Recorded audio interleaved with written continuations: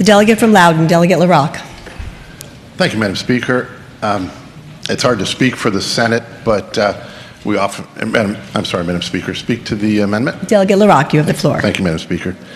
As I started to say, what prompted the Senate to act, one can only speculate, but we all reserve the right to become better informed.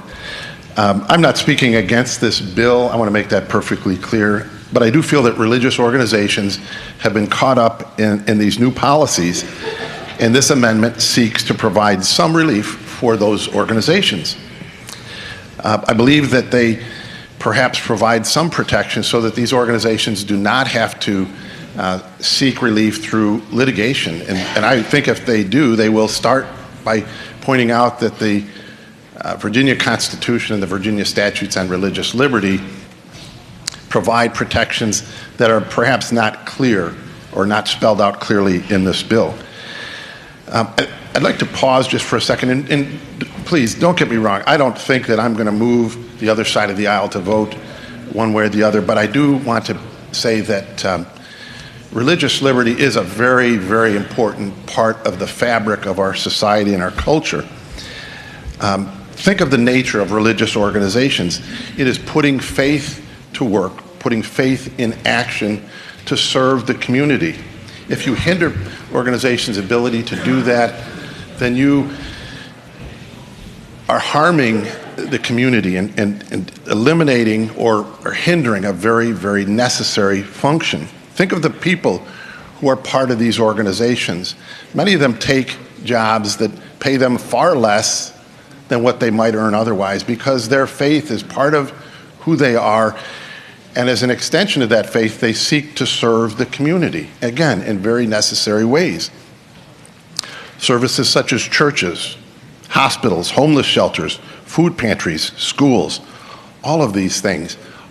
Many of them are activities that government itself might be required to provide otherwise, but that can be provided very well through organizations in connection with the faith that has prompted these people to engage. It is absolutely necessary for people when they're providing a service through a religious organization to be able to maintain continuity between their faith and how they administer their services. Taking this to maybe an example that's closer to home, continuity between ideology and practice. Would any of you hire someone like me to run your campaigns? I ask that to the folks on the other side of the aisle, or to be your legislative aide, because you understand that perhaps some of my ideologies would be incompatible with yours. That's an example of why it's necessary to respect other ideologies and not hinder their ability to function. A lawyer, there's many here. Typically you choose your clients and would like to be able to continue to choose your clients and be able to discriminate, actually differentiate, and decide who you're going to represent. That should continue to be the case. A synagogue. Would a synagogue be required to hire a homosexual or a transgender skinhead if this bill passes? Now, I haven't met many of them, but to illustrate the principle, this bill perhaps would require that.